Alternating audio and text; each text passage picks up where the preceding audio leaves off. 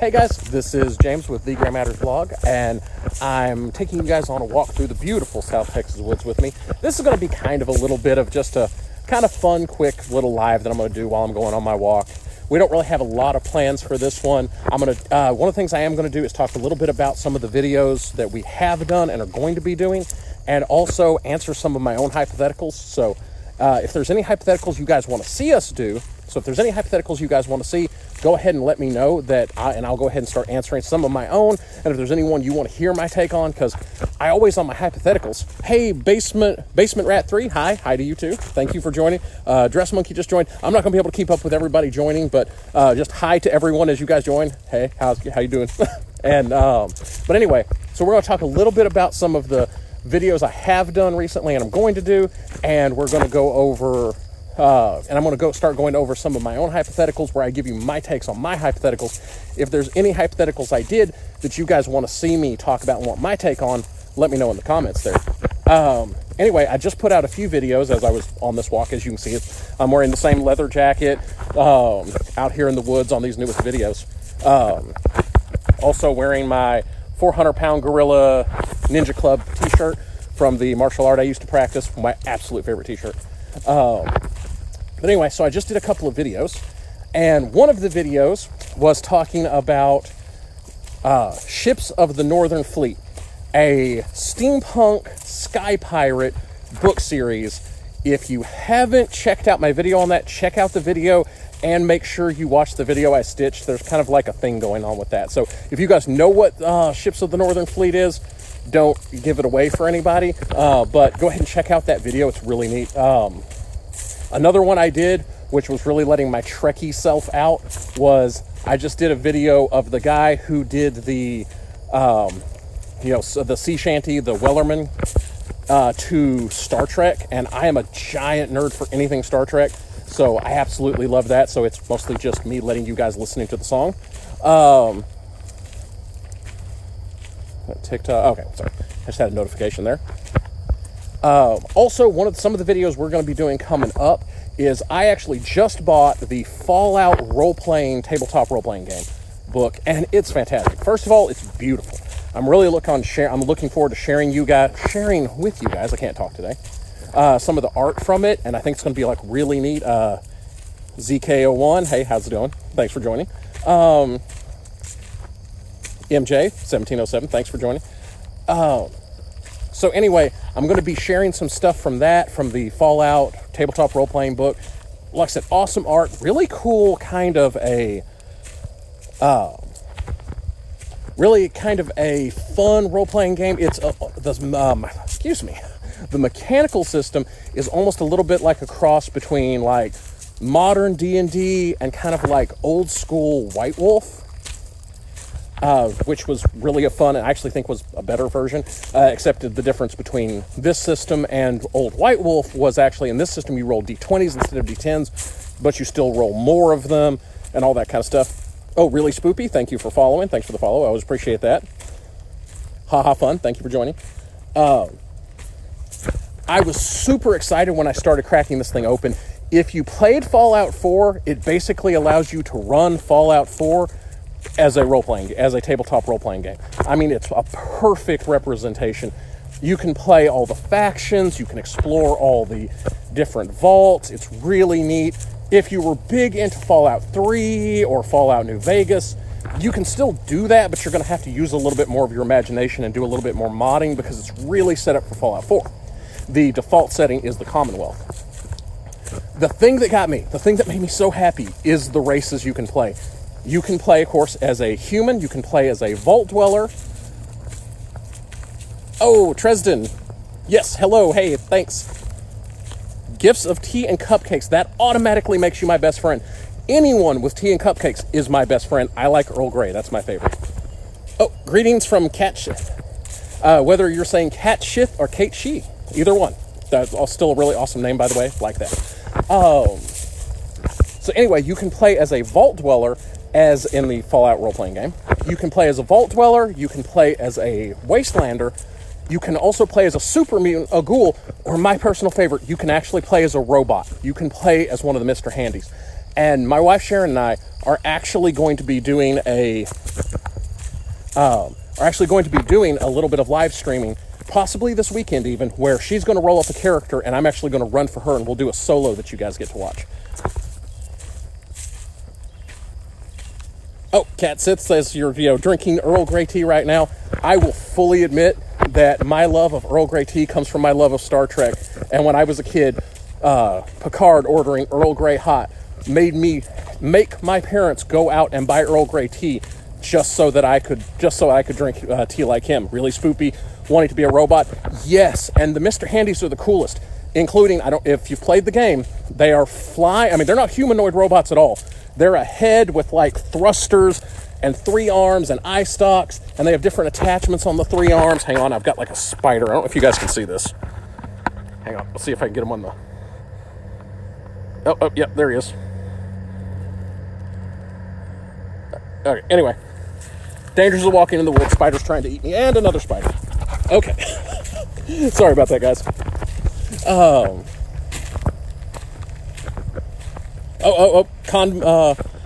Condiment Games. Oh my gosh, you're the one who did the song. Okay, Condiment Games right there, guys. He's the one who did the sea shanty to Star Trek. Follow him. I just shared it on my channel. I love it. Hang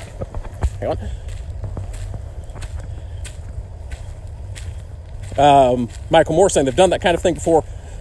Yeah, there's a spider on your jacket currently. I understand that. Guess Loki says hi because of the spiders. I am always down for a little Loki attention. I like a little chaos in my life. Not too much, just a little bit. Like I said, guys, Condiment Games, check him out. Thank you so much for being on my live. I love your stuff. Absolutely adore it. Ready for No Way Home?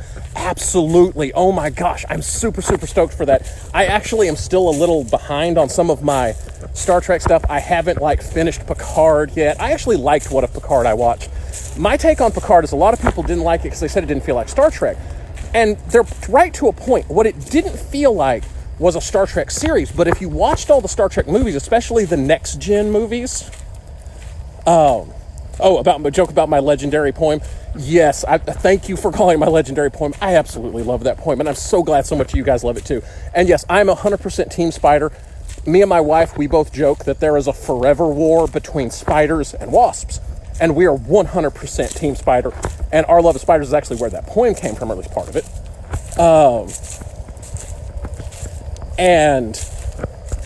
But anyway, Picard was actually really good. If you watched I'm going to jump around a lot. That's just what walking in the woods is like for me. If you guys actually join these lives with me, this is literally like being my friend and going on these walks with me, because I do this constantly, including I get just as much aerobic exercise from talking as I do from walking. So, let's go Team Spider. I always love being able to get people on Team Spider. Condiment saying Picard was such a masterpiece of a first season. Like I said, I agree. It doesn't feel as much like a television series Star Trek, but it felt just like the movies. If you watch Star Trek Insurrection or any of those, it felt like that. It had that action-y kind of vibe going on. Like I said, I really liked it. I thought it was quite good. I haven't gotten huge into Discovery yet, but that's only because I just haven't dove off into it. I'm sure I'll like it if I ever try it. I just haven't gotten into it yet.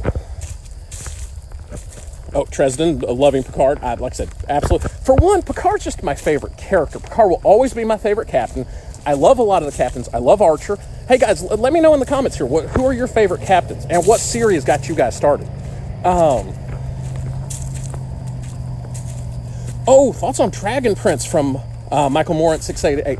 Actually, I love Dragon Prince. I haven't watched the latest season. I've only watched the first season, but I adored it. I thought it was just super cool, and had actually some really cool. The characters I thought were pretty fun. I think that they went easy on the stupid humor, which is a danger in kids shows.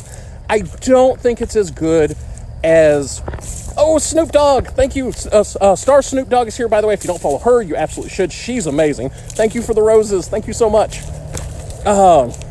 Guys, and Star Snoop Dogg, if you like me, you should follow her, because she's one of the big reasons why I'm here. When I first got on, one of the first big videos I put out was my spider poem, and she is, much bigger than me on TikTok, and she promoted us and helped us out and shared us all over the place. So she's a big part of the reason we're here. So like I said, I love her. She's super cool. Definitely go check her out. And she helped us out a ton. Hang on, guys. Jumping back to see what all I've missed in the comments while I was running my mouth. Condiment saying, take your time. Star Trek will always be there when you get there. Absolutely. Tresden saying that he's one of her favorite actors too. I assume that means Patrick Stewart. And yes, I just freaking love Patrick Stewart. I love him in everything he's ever been in. Condiment Game Cinefire, thank you so much.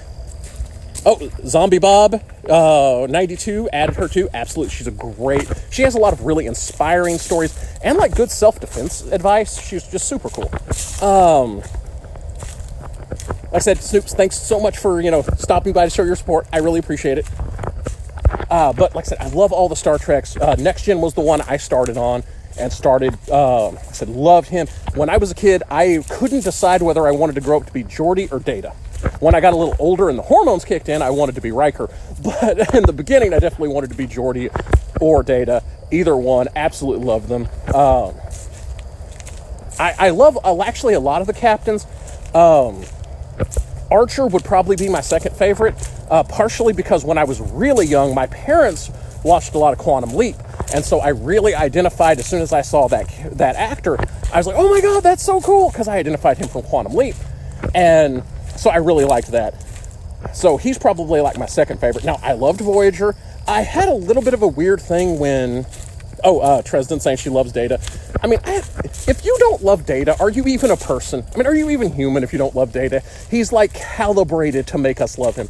Brent Spinner is really super cool, and I actually love the thing of, I forget who was originally going to be Data, but them pointing out their Data was going to be way nerdier, and Brent Spinner wanted to spin him as a little more just weird, and I think he did like a really good job of that. I also love Q. Q is probably my favorite character in all of Star Trek. Absolutely love Q. And I love that Delancey, who played Q, once said that the reason Q ended up being the way he was and as flamboyant as he was because Picard was played by Patrick Stewart, so straight-faced. So he played him really flamboyant to counter Picard. If Picard had been more flamboyant, then Q would have been more straight. And I love that because that was a big part of their dynamic. See, catching up on comments here. Mallard Crow, love my fantasy content. Thank you so much. If you like fantasy, check out our blog. We actually have me and my wife both have a lot of short stories, poems, microfictions, all in the fantasy genre. So check out our blog. The link is in our bio, thegraymattersblog.com if you just want to go there straight. I have several fantasy short stories. One of my favorite fantasy short stories that I've ever written is called The Crown and the Broken Sword. It's kind of a fantasy fable, parable kind of thing. It's real short. It's like a two-page read. It's like about 1,000 words. Really quick, really fun read. Highly recommend it. Let's see. Michael Morat asking if I remember my very first D&D character. I actually haven't been playing D&D that long. Now, I've been playing role-playing games a long time. My original role-playing game I started playing was Vampire the Masquerade. And my very first character that I played in that was a Malkavian. If you've ever played those, then you know Malkavians are the crazy people. And basically, I went, and it lasted for about a session and a half before I died in a fiery explosion because I had the bright idea I was going to fill a car with gasoline and crash it into a police station, and I failed the check to roll out of it. The next one I played was a Catif, which is kind of like a clanless vampire. It was kind of played like a street rat, and that one was a lot of fun. As far as my first actual D&D character, that was probably only in the last 3 or 4 years that I got into D&D. The story behind that is really funny. I've actually told it in one of my videos. And one of my buddies called me up and said, hey, do you want to play in a D&D group? I'm like, hell yeah, I want to play in a D&D group. That'll be really cool. So me and my wife meet him and his now wife, then girlfriend, at an IHOP, which is where you do everything around here, is at the IHOP. And so we meet them up there, and I'm like, cool, so where's your books? He's like, I don't have any books. I said, well, do you know how to play? He said, no, I don't know how to play. I'm like, well, I don't know. He said, I thought you would know how to play. I don't know how to play. I played role-playing games before, but never D&D. So I'm like, crap. Okay, I guess we're not playing D&D tonight. He said, well, what are we going to do? I said, okay. I had some old 3.5 edition D&D books, just dusty, sitting on my shelf that someone had given me for a present. So I went home, grabbed those, spent the next week teaching myself how to play D&D, and I've been the forever DM ever since. Only one time since we've been playing D&D, one campaign, have I gotten to actually play a character, and in that I played a tiefling warlock. But beyond that, like I said, I haven't gotten to play a ton because I'm the forever DM. Now I can tell you all about the first campaign I ran in D&D, which was super cool. Ended up being kind of a portal fantasy thing where they got transported to this bizarre kingdom. They ended up meeting a vampire that was basically, bargain bin Dracula. And one of my characters, Ben, who is here on TikTok, ended up deciding to seduce him. And I had to figure, I had my very first moment when your characters try to seduce the big bad. And because they were trying to seduce him, I didn't just want it to make him win. He succeeded. He rolled a natural 20 and had a high modifier anyway. So he did succeed. So what I ended up doing was telling him that Dracula, because he liked him, was offering him the chance to betray his party. And he opted not to, but he felt really fulfilled. And that's one thing I actually want to tell people, is that when you're a DM, just because they succeed on a charisma check, on a seduction check or a persuasion check, they don't have to get what they want. They do need to get something. They do need to convince the person a certain way, but it doesn't have to go the way they think it's going to go. Just because Dracula liked him, he's not going to suddenly turn good, but he did give him an option to join him, which of course he didn't want to take because his friends would have killed him. My players are psychopaths. I love my players. My very first D&D game, I had to tell them they were not allowed to play evil characters because I knew how that was going to go. They were going to go 110% murder hobo, and I wouldn't be able to get anything done. So I actually told them, I know some DMs would condemn this, but I forced them all to pick good alignments. Now I allowed chaotic or lawful or neutral, but I forced them all into good alignments so that whenever they just started trying to just lay waste to kingdoms, I could say, good, can't do it. So, and it was also my first D&D game, so I was kind of trying to cut myself some slack. Okay, I'm going to dig back into the comments here.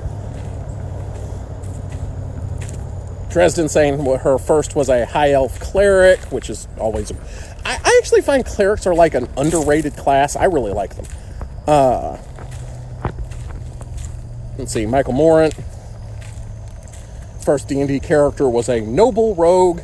I'll always remember them selling a rock for 500 gold. That sounds like it would be a really fun game to have been in. I really love those kind of games where your DM lets you kind of just a little bit of free reign and just do crazy fun stuff. Dresden saying she's been playing since she was 8 and she's 30 now, which is super cool. I actually came to role-playing games kind of later because I didn't actually find anyone else who played role-playing games until I was in college. So I only really started playing at 18. I'm 36 now, but I have been playing role-playing games that whole time and only just came to Dungeons & Dragons in the last few years. Oh, what was my Malik's derangement? Multiple personality disorder, which is always played in like the dumbest ways whenever you do it, and I was no exception. I think I had like a cowboy and a like 5-year-old kid, and I forget what all I had, but he just had the craziest split personalities that was mostly an excuse for me to do weird accents. Oh, Wolf Dojo! Hey, how's it going, bud? Wolf Dojo, by the way, guys, if you don't follow him, you need to follow him. He's super cool. He's a friend of the channel. He's helped us out a lot. He's really neat. Does great martial arts, great nerdy content. He stitches a lot of our videos, which I always appreciate. I love it when you guys stitch my videos. Any of you guys, I don't care if you don't have any followers. If you stitch my video, I will try to follow you back. Now, I don't promise I will because we do get a lot of followers. So I may miss you. So feel free to yell at me, spam my comments, at me about 1,000 times. I promise whenever I eventually notice you, I will follow you back. Michael Moran, his was a wizard that he made at summer camp. Technically, it was in Pathfinder. I haven't really played a lot of Pathfinder. I have a lot of friends who say it's really good. And my interpretation is that it's very similar to D&D, but just a little more world agnostic. So that's my take on it anyway.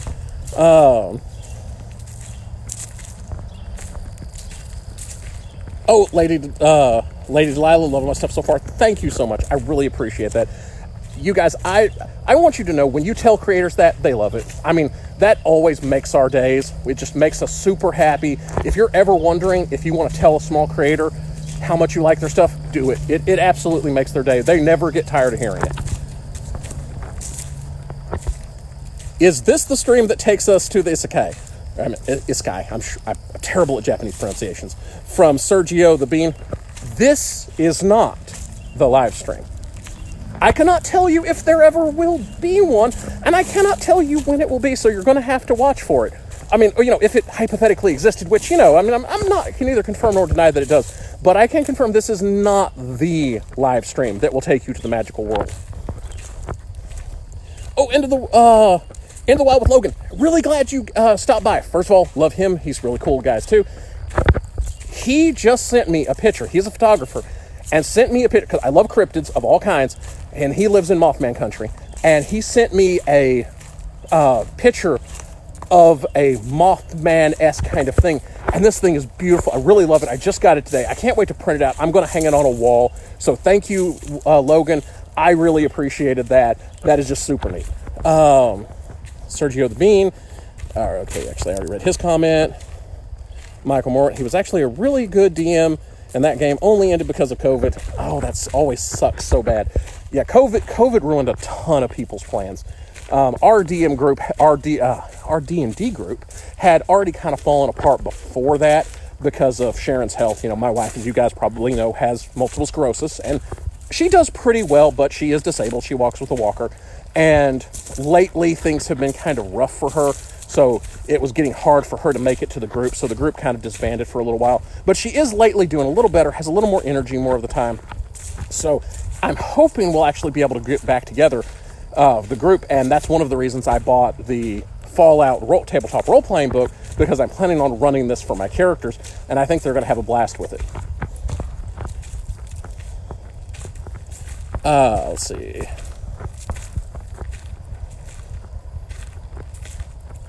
Logan saying he would love to see it when I hang it on the wall. I will totally put it in my, as soon as I print it out, I'll get it, I'll put it in my videos. I totally want people to see what you did. I loved it. Papa Bear 305, what's up? What's up too? Let's see, Paralad question. I've seen your latest videos. I live in Australia where everything is deadly, so it's tough.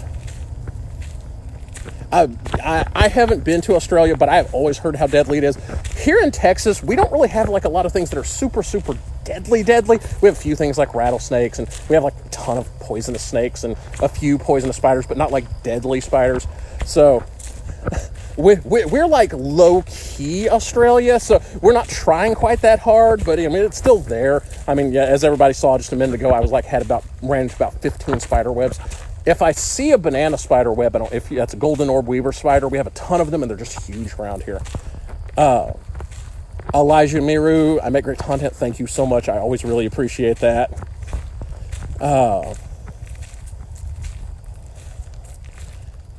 Lady Delilah, from someone else I look up to because he seems to ignore my question. I'm not sure exactly what that means, but I'm always going to try to notice your guys' question. Asking if I remember my Malik's first arrangement. I think I answered that, but talking about he was a multiple personality disorder. Multiple personality disorder, Malik, and like I said, he's really, really bad about, people who play Maliks are always really bad about doing a terrible job of representing multiple personality disorder, and I was no exception. Like I said, I think I had a cowboy, like a 5-year-old kid, and I think one of them was like a military, like Vietnam vet or something like that. Let's see, Michael Moore saying he wrote a poem called The Witch's Heart based on Spider in the Mirror, but I lost it. Oh my God, I hope you refined it or rewrite it, because I would love to see that. For one, I dig the title. Absolutely love that title. That title resonates with me, so I really like that. So that's super cool. If you find that, let me know. Send it to me. Ben, who is a friend of mine, by the way, check his channel out. He's pretty cool too. He's actually he's a real life friend of mine, saying we're live from B County. That's Brazoria County. That is the southern Texas swamp where we live. Wolf Dojo, have I heard of the author Mary Brennan. That name sounds super familiar, but I can't think of it right off the top of my head. So let me know what they write. Ben says he still thinks I should get a top hat. I am getting a top hat. I haven't ordered it yet, but I'm still picking one out. I think it's going to be really neat. I'm trying to find one that's in my budget that I can afford. If I were able to get to Ren Fair, I would definitely buy one of the leather top hats that I've seen there before but never bought. One of the cool things about having a TikTok channel now is I can justify to myself buying cosplay gear because theoretically I can use it in these videos. This isn't like it actually makes me a ton of money or anything, but I can justify the expenditure to myself, so that's what we're going with. Lady Delilah, I'm glad you're happy. Let's see, Michael Morant said his poem was in a text message, so he doubts he's getting it back, but he can probably write it from memory.